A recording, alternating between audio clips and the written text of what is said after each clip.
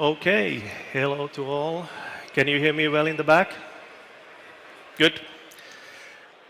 So, thanks for joining this presentation on improvements in industrial IMUs to monitor robotic applications.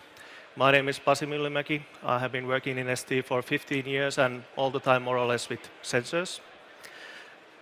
And the agenda for the presentation will be that we will have a quick look on robots and cobots market overview first, and then discuss a bit about condition monitoring. Then we start to go to the latest IMUs, ISM330BX, and then the ISM30IS. You will hear the differences shortly in the speech. And then we'll have a few words about the MEMS development studio and demo in the end. All right, let's move to the market overview. And by the way, in the pictures, you start to see a bit the ideas that what kind of robots and cobots there could be in the future. And first, as a background, that European Union Commission has been supporting a lot Industry 5.0 initiative. And you can see the time scale from there, from Industry 1.0. But let's say that in 4.0, connectivity and also AI was one of the key topics.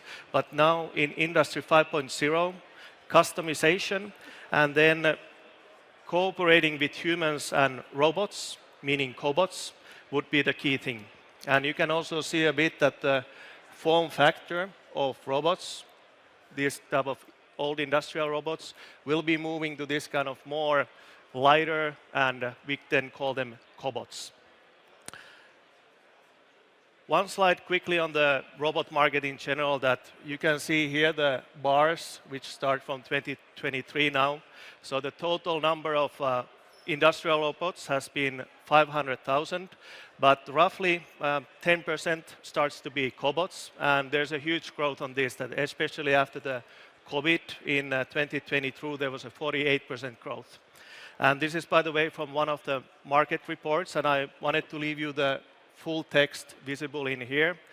But long story short, these new type of cobots, they need to be cooperating with humans, and then for that reason they need to be safe and interactive.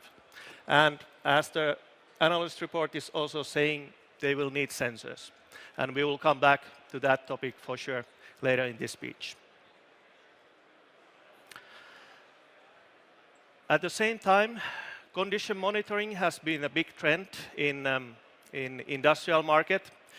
Already our customers are putting sensors on top of the motors that you see here, and then start to log data and start to put alarm limits that when the motors start to break up, they first monitor these with basic limits. With more and more local processing connectivity, they can run different kind of algorithms next to the machines and do more and more data analysis and machine learning, and this way move from traditional condition monitoring to predictive maintenance. So this means that, for example, when the robots and cobots, when they start to break up, the company will start to know beforehand that now it's time to fix them, and also that we need to get this spare part beforehand so that we can make it as fast as possible.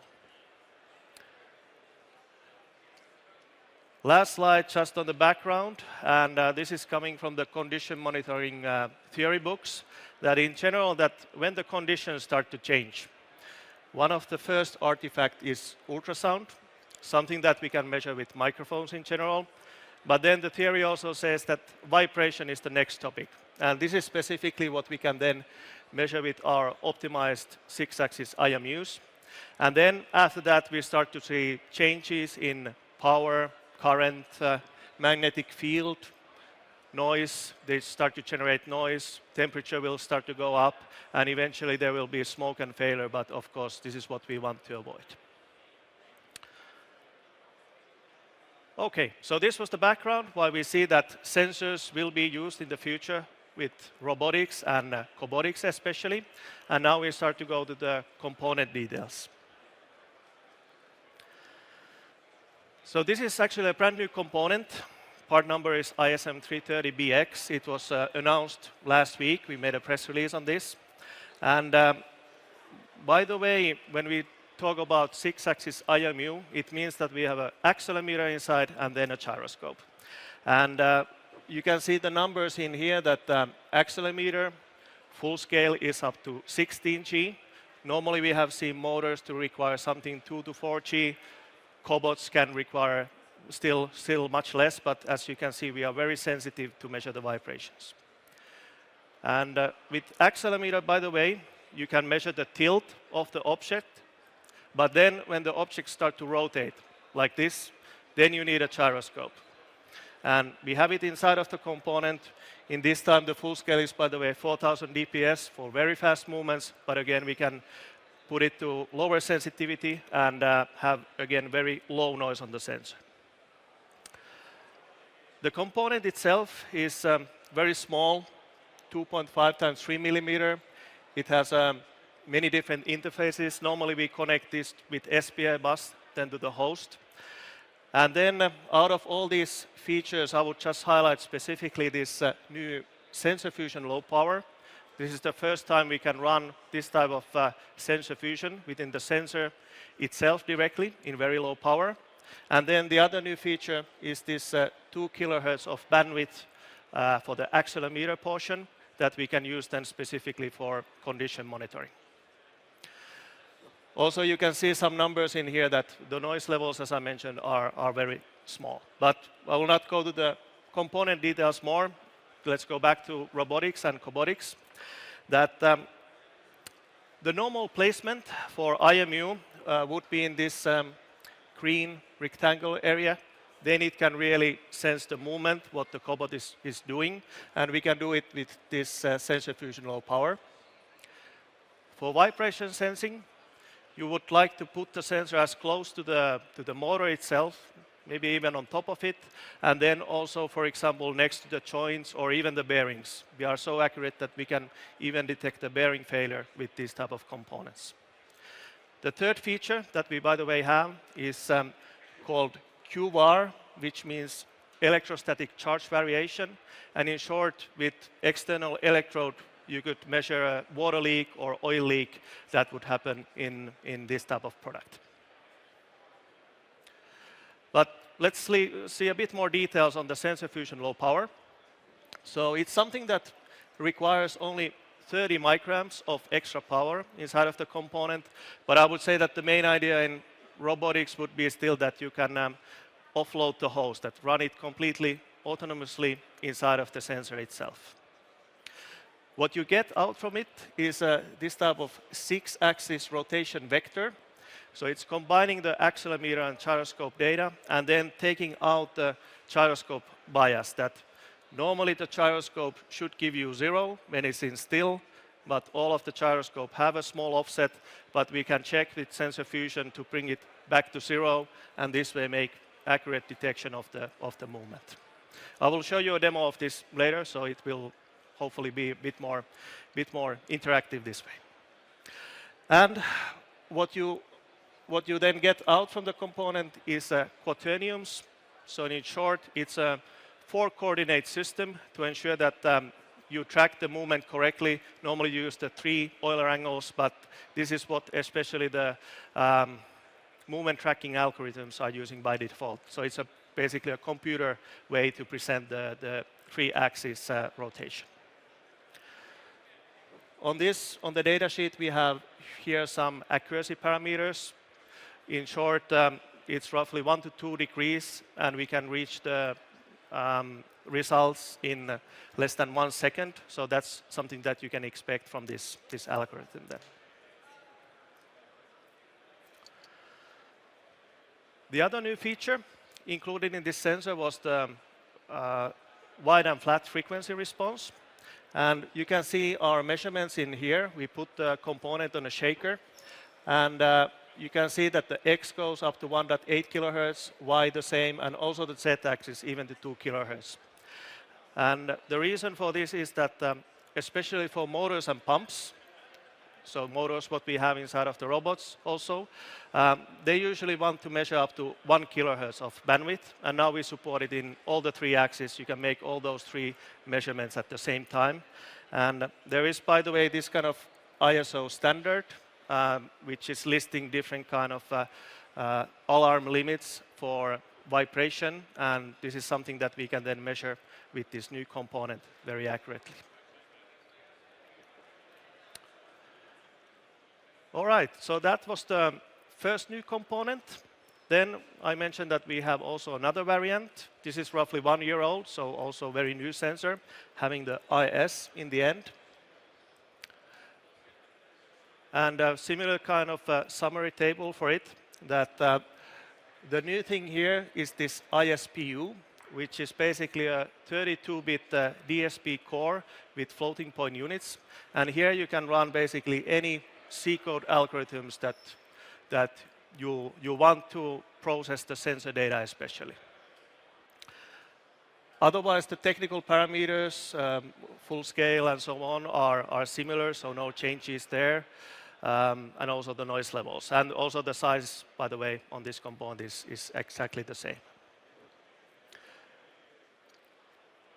But to help using it, we have this kind of software package in our public web. It's called X-Cube ISPU. And you can see in here in pink the same kind of sensor fusion, 6-axis. But we also have a version where you can combine it with magnetometer, and this way get also accurate direction, absolute direction, for example, a robot which is then moving around freely with its own wheels. The other algorithms we provide are especially related to calibration. So if you want to have the data even more accurate, you can do accelerometer, gyroscope, or magnetometer calibration still separately inside of the component. But then in this dark blue, these are the first level of sensor algorithms, different kind of filters, again, to ensure that you get the data accurately. And then especially this CRC and FFT algorithms that I will show in a bit more details what they mean.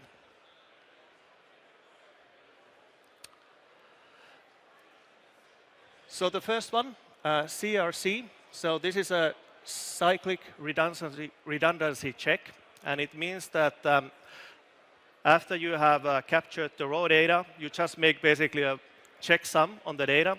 But especially in robotic applications, you might have the host in somewhere else, so you want to ensure that all of the sensor data is pure and not containing errors. And this is the first level of check that you can do, especially in robots, to ensure that the data is correct, what you are receiving from different parts of the robot. There's different ways, 8 or 32-bit, and this type of example we have available in GitHub that you can then take as a baseline of your own examples. And this is especially valid indeed when you have multiple of these type of sensors located in different locations of the robot. For this feature, there's also different kind of functional safety requirements, and these usually start to require this type of implementation. So these are then available from us. The second algorithm is sliding DFT. So it's a discrete Fourier transform. And basically, you move from the time domain into the frequency domain in this case. You can see, by the way, some numbers on the power consumption, 913 micrograms when you are streaming the data faster, but then with very low speeds, it's only 7 micrograms. So it really comes down how much data you are using in these algorithms, a bit what the power consumption will be. But especially this FFT is a good method to monitor, for example, the bearings, that from the mechanical dimensions, you can make estimations that where should be the peak frequencies for all of those failure cases, and from the FFT graph you can get this very easily then.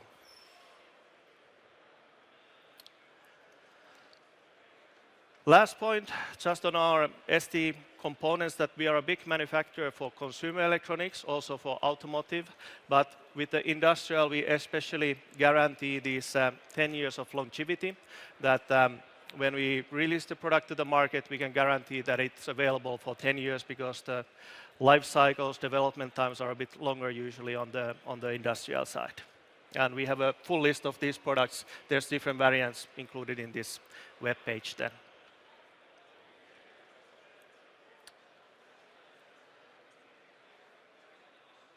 Okay, so that was the introduction of the different components. Now a few words about the MEMS Studio development tool, which is a brand new tool that we released roughly 2 months ago. And maybe some of you are familiar with our old tools. They were called Unico, Algo Builder, Uniqlo. But long story short, we put all of these together now in this MEMS Studio, which is this kind of graphical user interface to access the sensors very, very easily.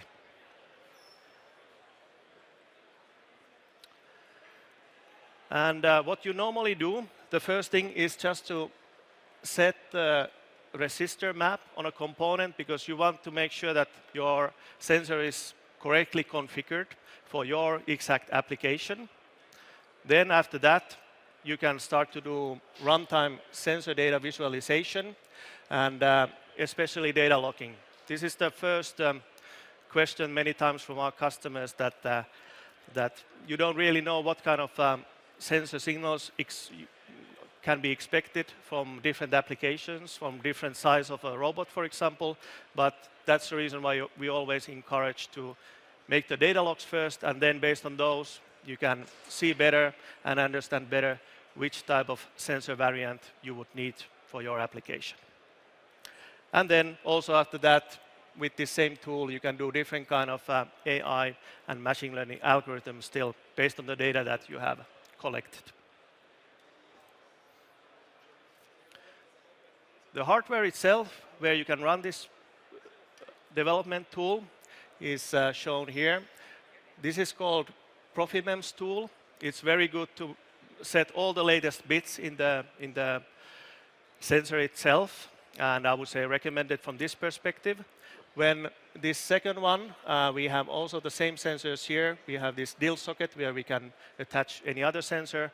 And this is especially good for your own software development, because this usually comes with all the source code available. And you can start your own software program right away after that. And then the third one is called SensorTile.box Pro. And the good thing in here is that we have a battery, also SD card holder, and you can then put this very easily, for example, on a robot and make data logs, how it's moving and so on. But the good thing is that all of these work with the same MEMS Studio now.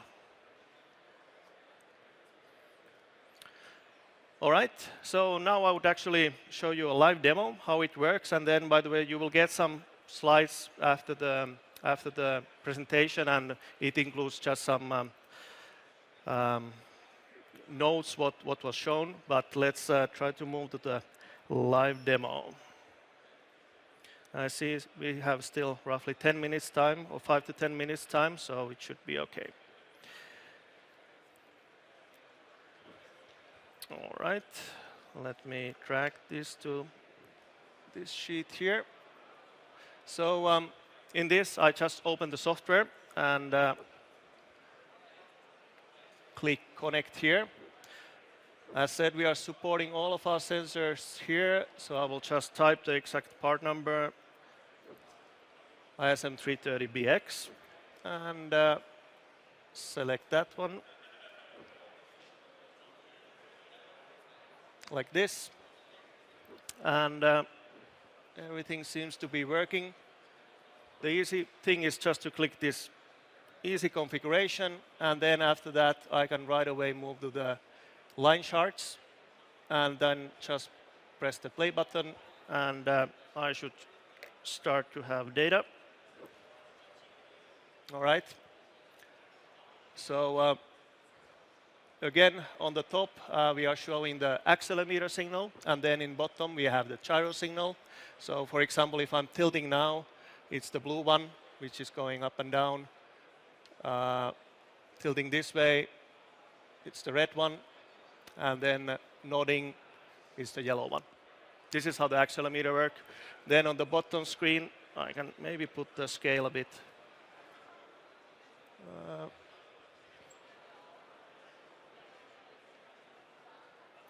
in this resolution I cannot do it very easily, but you can see on the gyro data on the bottom, these are the 3-axis movement we are measuring with the gyro component specifically. But let's then move to the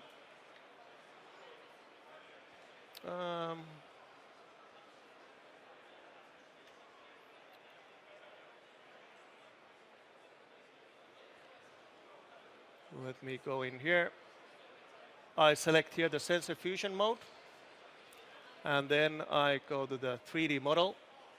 And what I can do is just to, first of all, reset the industrial machine here. And then this was the sensor fusion, so it's accurately detecting how I'm moving the board, and then this way you could monitor how your robot is exactly moving. So all of this is now running specifically inside of the sensor itself in here, and very easy way to also log this data while doing this. Another thing, FFT. So you can see now the frequency domain in the graphs. And by the way, with the human movement, it's very difficult to reach over 10 hertz. But if I'm shaking it like this, you can see the yellow bars coming up at roughly 5 hertz. And this is when you attach this to a robot, you can get, I would say, anything up to 200 hertz, and then maybe even up to 1 kilohertz. That's the type of frequencies you could expect specifically from a robot use case. All right, we still have 5 minutes time, so maybe I would just show you quickly this data analysis, because this is also a very handy tool when developing an application. Let me see if I can put quickly this in duplicate mode. It's a bit easier to use. Yes. All right. So we have this tab here, Save to File, and I can first of all simplify and just select the accelerometer gyroscope signal in here.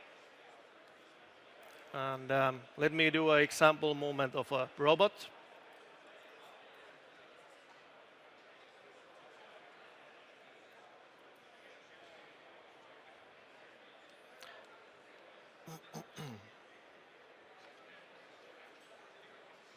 So what I'm doing with the robot is that I'm first going left, then going down, picking something, coming back up, then going to the middle again. Then I'm maybe putting the same stuff on the right side, putting it back down, coming up again, and then going back into the middle. I made this type of data log now, and click Stop.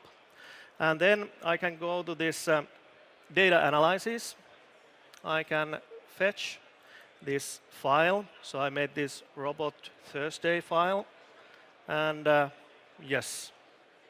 So you can see from here,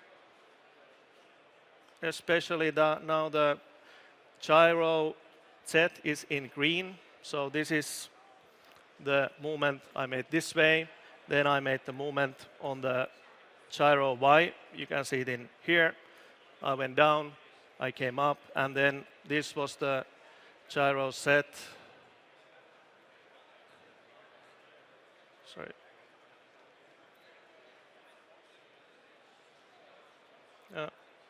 Okay.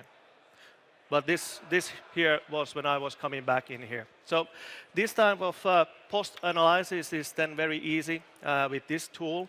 And out of this one, you can get also the frequency domain, the same way that I showed you earlier in the live data.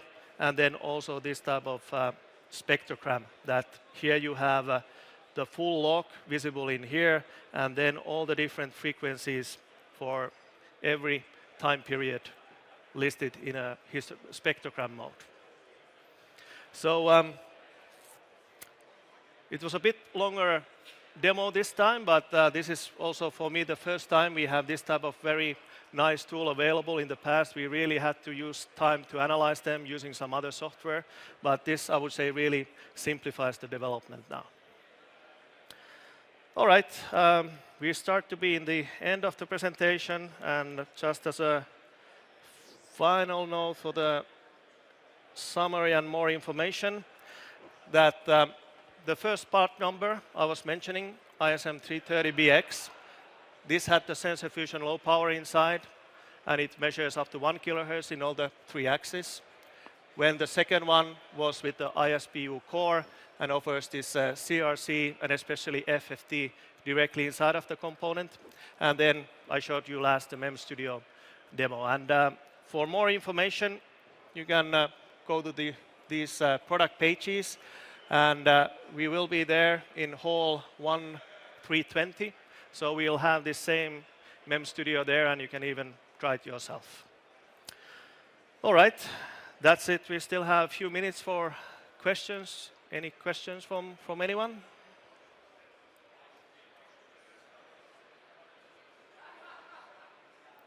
Okay, I assume no. So thank you very much for your interest, and please visit us on our booth. We have also many other sensor demos still there.